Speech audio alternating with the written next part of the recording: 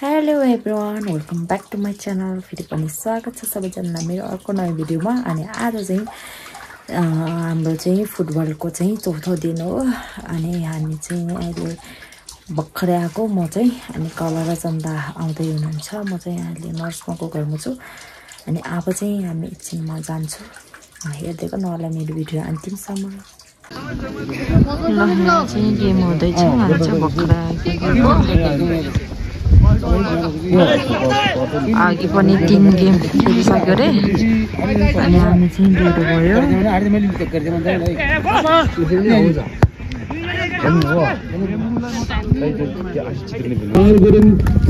Opponent हुनुभएको छ, उहाँलाई धेरै धेरै बधाई छ।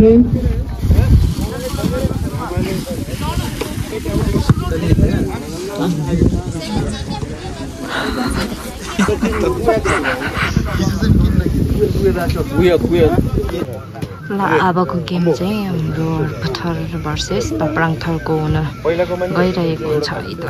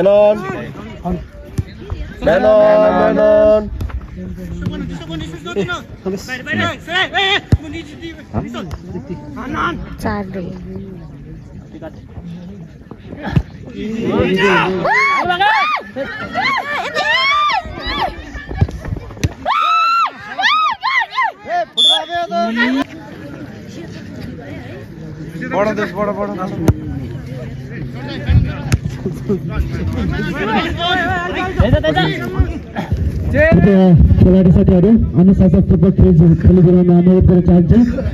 खेलाडी साथीहरू अनुशासक पूर्वक खेल खेलिदिन अनुरोध गर्न चाहन्छु।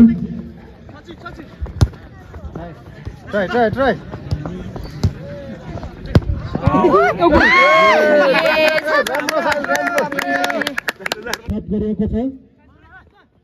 कृपया यस पछिका 2 मिनेट थप गरेको छ। गोरीपार एफसी दुई टिमका खेलाडी साथीहरू र हलमतर एफसी दुई टिमका खेलाडी साथीहरू कृपया तयारी अवस्थामा बसिदिन अनुरोध गर्न चाहन्छु।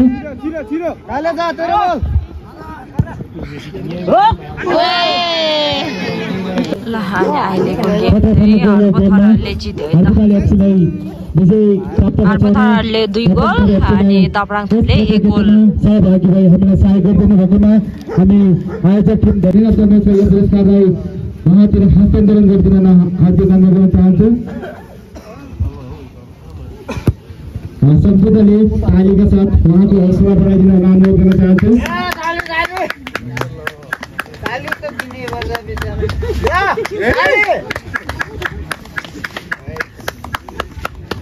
आर्थिक सहयोग गर्नुभएको थियो गर्नुभएको छ उहाँलाई यो प्रशंसा पत्रले सम्मान गरिदिन हाम्रा हर्पथर युवपुराका युवा अध्यक्ष श्री भक्तराज गुरुङलाई यसमा अगाडि आमन्त्रित गर्न चाहन्छु र यो प्रशंसा पत्र ग्रहण गरिदिनुको लागि हाम्रो युवा साथी श्री कल्पना गुरुङज्यू र उहाँका श्रीमान श्री नवराज गुरुङज्यूलाई मञ्च अगाडि आएर यो प्रशंसा पत्र ग्रहण गरिदिनुमा हार्दिक अनुरोध गर्न चाहन्छु।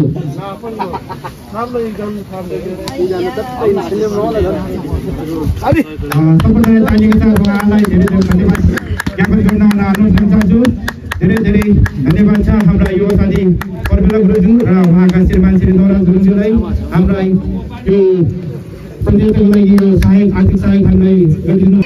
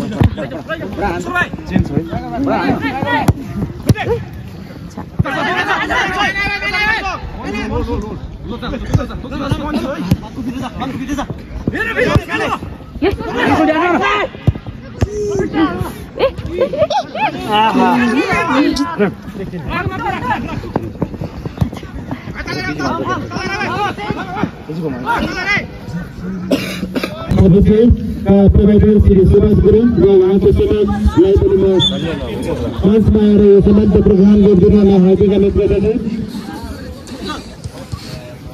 Malo ya, mana dari yo na lasi boleh tahu malo dai. Yo na lasi boleh tahu. यो सम्मानका क्रममा होटल सिक्ने सिक्युरिटीका प्रोभाइडर श्री भाइ टंकप्रसाद गुरुङ श्री किरण गुरुङ र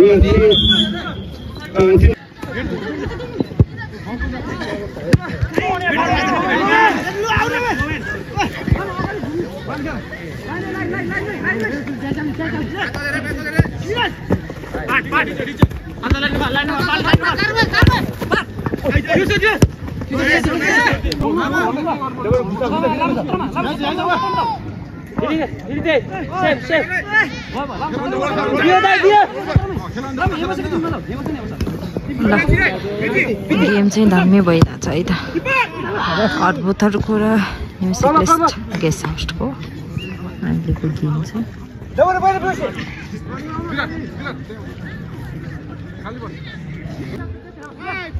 लगतै अर्को खेलको लागि लामा गाउँ एफसीका खेलाडी साथीहरू र अहिले चाहिँ गेमको लागि चाहिँ 2 मिनेट थप गरिएको छ।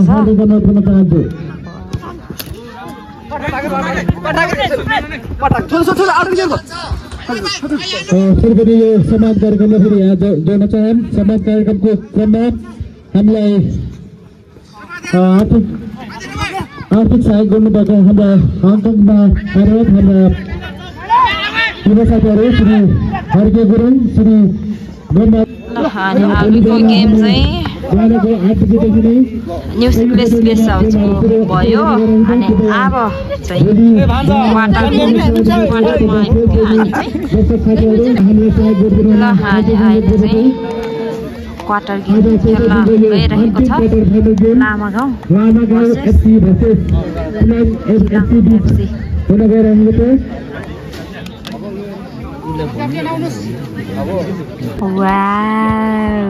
हिमाल हेर्नुहोस् गाइज हिमाल मटलिक्क घाम टल्किरहेछ यता अहिले हामी चाहिँ अहिले यहाँ चटपट खाने भनेर यहाँ हेलो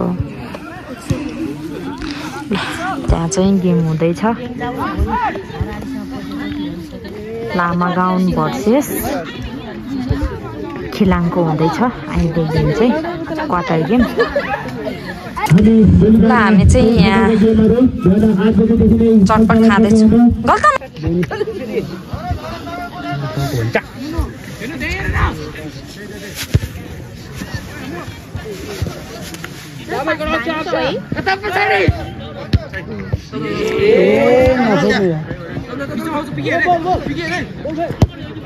सात आउट बजे 8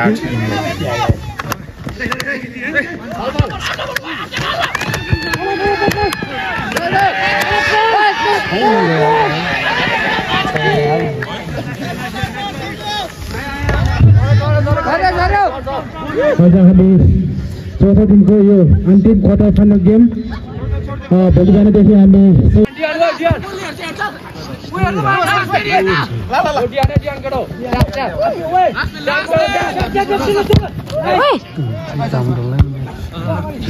खेलाडी साथीहरू अनुशासन खेल खेलिदिन अनुरोध गर्न चाहन्छु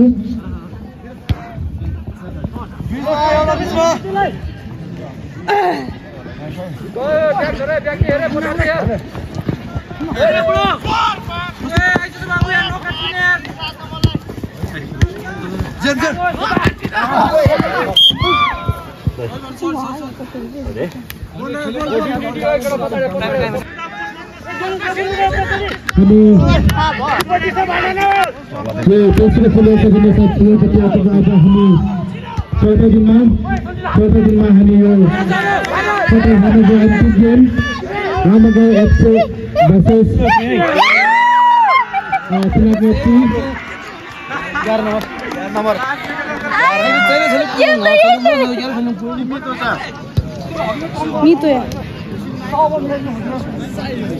सुमन श्रेष्ठ 11 नंबर सुमन श्रेष्ठ लामागाउँ एफसी एक गोल गर्न सफल गोल गर्नमा जर्सी नम्बर 7 का खेलाडी साथी सुमन श्रेष्ठ लामा गाउँहरुले चाहिँ एक गोल सफल गर्नु भएको छ jersey number 11 Suman Shrestha jersey number 11 का खेलाडी साथी सुमन श्रेष्ठले एक गोल गरेर आफ्नो टिमलाई अगाडि बढाइरहेको छ हालसम्म नम्बर 11 का खेलाडी साथी सुमन श्रेष्ठ लामा गाउँहरुले हालसम्म अङ्क तालिकामा लामागाउँ एफसीलाई 2 गोल गरे खिलाङ एफसीलाई 0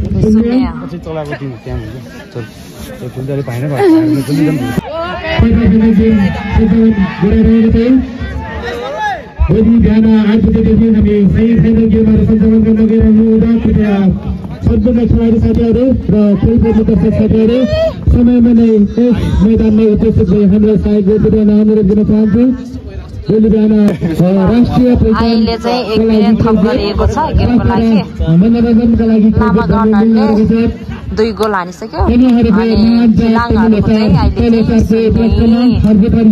द्वारा आयोजना गरिएको मञ्चको उहाँले फेरि एक गोल खटेर आफ्नो टिमलाई फेरि पनि 11 नम्बरले 3 गोल हानिसक्यो खतरा रहेछ त आमो खिलाङ एफसीलाई 0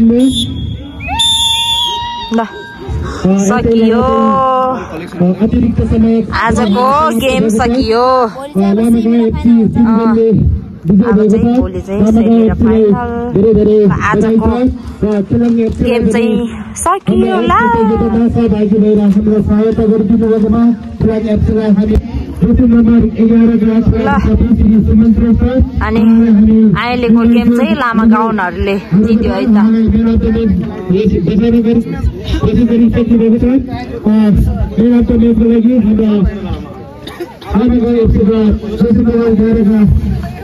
खेलाडी साथी श्री सुमन श्रेष्ठ यस मञ्चमा आएर यो पुरस्कार प्रदान गरिदिन हार्दिक अनुरोध गर्दछु मेरा तमेश का पुरस्कार प्रबन्धनलाई हाम्रा युवा परिवारका सल्लाहकार हाम्रा युवा साथी श्री टाइबहादुर गुरुङलाई यस मञ्चमा आएर यो पुरस्कार हस्तान्तरण गरिदिनमा हार्दिक अनुरोध गर्दछु। हाम्रा रामनगर एफसी राष्ट्रिय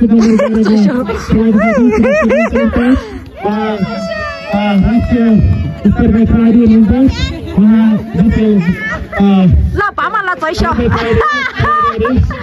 हाम्रो यस प्रतियोगितामा आएर सहभागिता जनाइदिएकोमा हामी ल हामी चाहिँ भर्खरै आइपुगे गाउँमा। हामी चाहिँ गाडीमा आएको थिएँ त्यही भएर अलि ढिलो भयो। ल हामी चाहिँ अब घर जाँदैछु। ल अनि आजको चौथो दिनको भ्लग यही समाप्त गर्न चाहन्छु। Thank you for watching my video. Bye by.